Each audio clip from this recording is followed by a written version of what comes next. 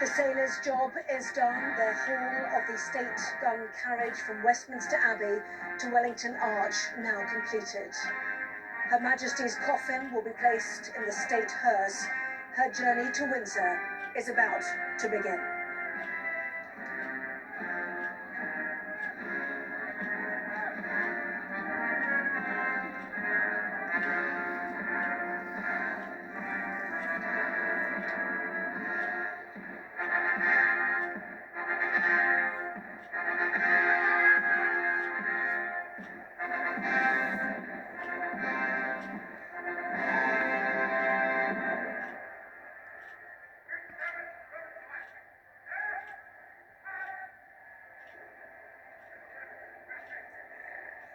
Members of the royal family now gather together in order to witness this moment when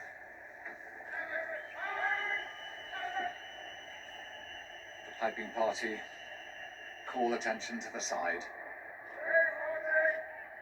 The bearer party and the bodyguards march on. The bearer party will move themselves to the rear of this procession. For the Prince and Princess of Wales to have their eldest two children, Prince George and Princess Charlotte, watching,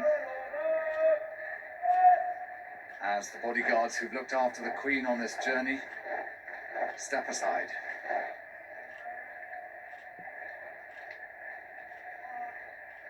The bearer party from the Queen's Company, 1st Battalion Grenadier Guards, marching in to take up the Sovereign, who was their company commander.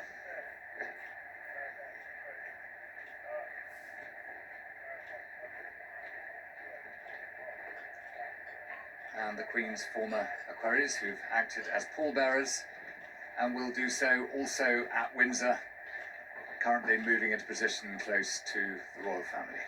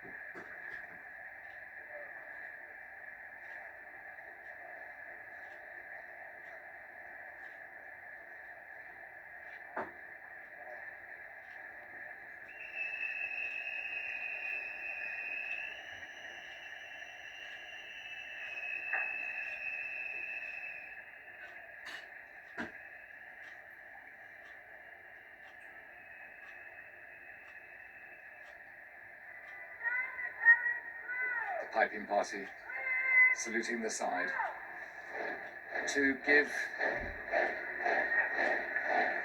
the Navy's final salute as 142 ratings pull away with the state gun carriage, leaving the bearer party ready to place Elizabeth II in the state hearse.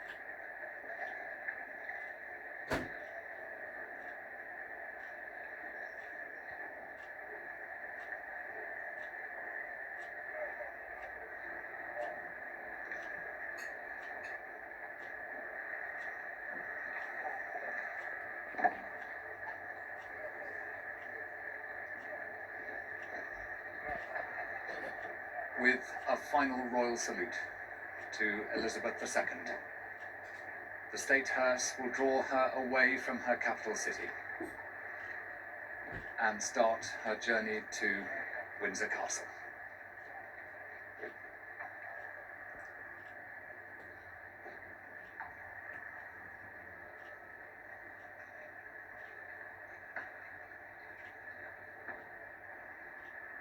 The royal cars will come forward. Members of the royal family will join them as her sister salutes her brother there. It will be for the Princess Royal and her husband, Admiral Sir Tim Lawrence, to once again escort the Queen on her journey.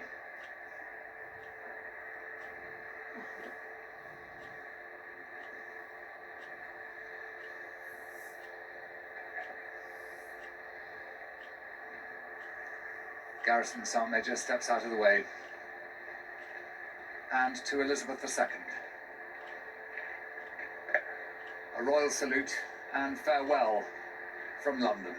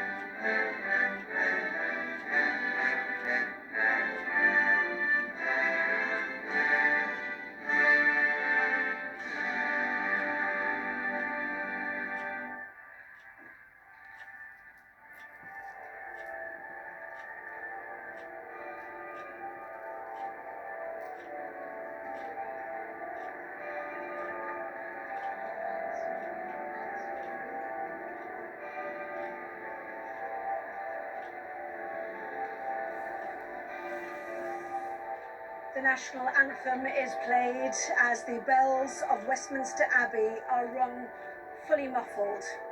This will live long in the memory. Children, grandchildren and great-grandchildren of the Queen watching her coffin gently placed in the State House. Princess Charlotte, a 7-year-old child, trying to absorb this day.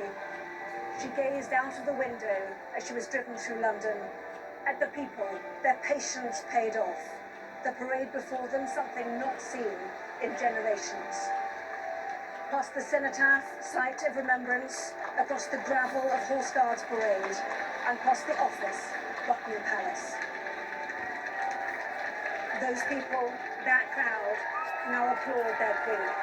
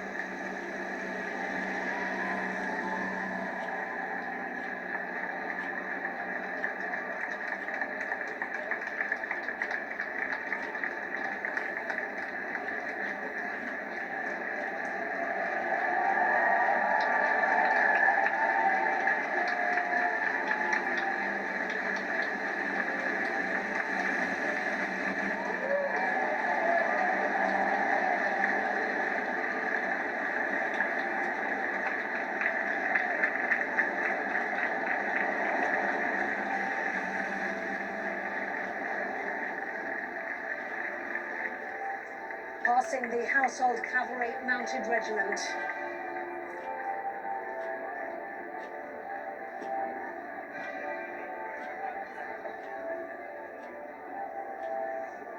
The flowers thrown, the cheers of thanks to the duty served.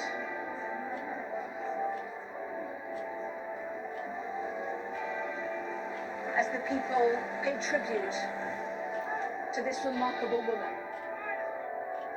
London has played its part in the start of this final journey for a truly remarkable monarch.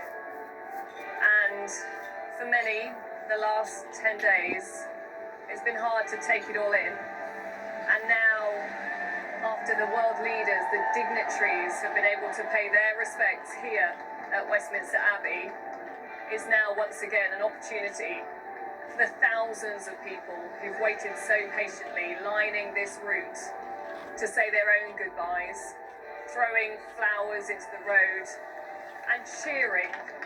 There is a lightness to this moment, a celebration of a life well lived after the solemnity that we saw at Westminster Abbey. An incredibly dignified and emotional service that really represented every facet of her life and everything that really mattered to her.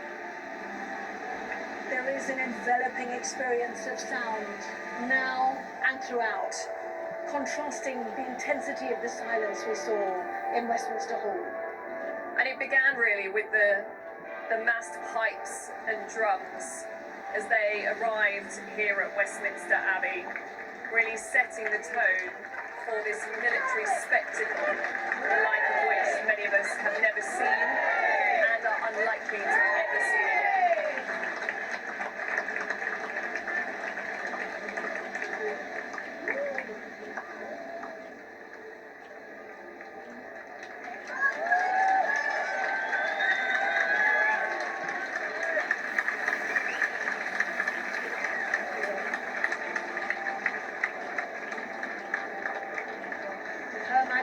Now His Majesty's Lord Lieutenants were invited to the funeral, including Peaches Golding, Lord Lieutenant of Bristol.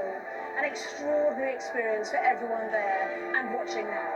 It really was, and there were people from all around the United Kingdom. I ran into so many people that had come from long distances just to be able to pay their last respects to Her late Majesty, for all of the service, for all of her commitment, for the family of nations, the Commonwealth, the world.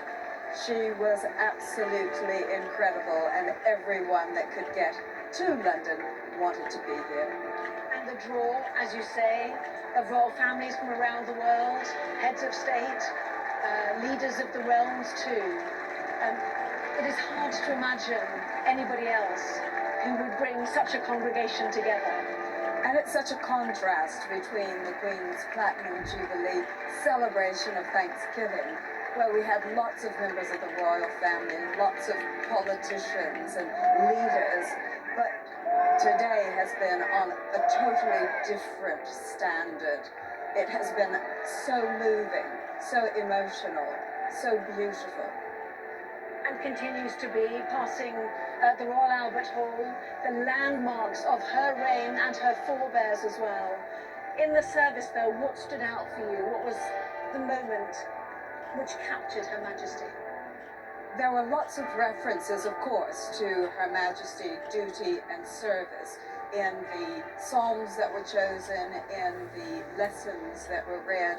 The sermon captured it wonderfully. You remember when she said, "We will meet again" at the end of, well, at the beginning of the COVID pandemic. And to echo that and to have built layer upon layer of that sentiment through the readings was absolutely incredible. But there also were two new pieces of music that were written specifically for this service, and they were beautiful. One was the second of the two. The voices at the end almost sounded like that peal of bells behind us, just ringing through the changes, and it was gorgeous. On the streets now we're hearing people cheering, obviously celebrating Her Majesty's life as we did when we were here for the Platinum Jubilee 3 months ago. What was the atmosphere like inside the Abbey? Was it solemn? It was. It's a sort of reminiscent almost of the queues for the lying in state, because beforehand you made acquaintances with the people that were sitting around you, and they came from a range of walks of life, which was really lovely. But when the service started and the organ music kicked in, we all just got very, very, very quiet. And we watched processions coming in, but when that coffin draped in the standard with the sparkling jewels of the crown and the orb and the scepter there, we knew we were at someplace very, very special. Witnessing something we'll never, ever witness again.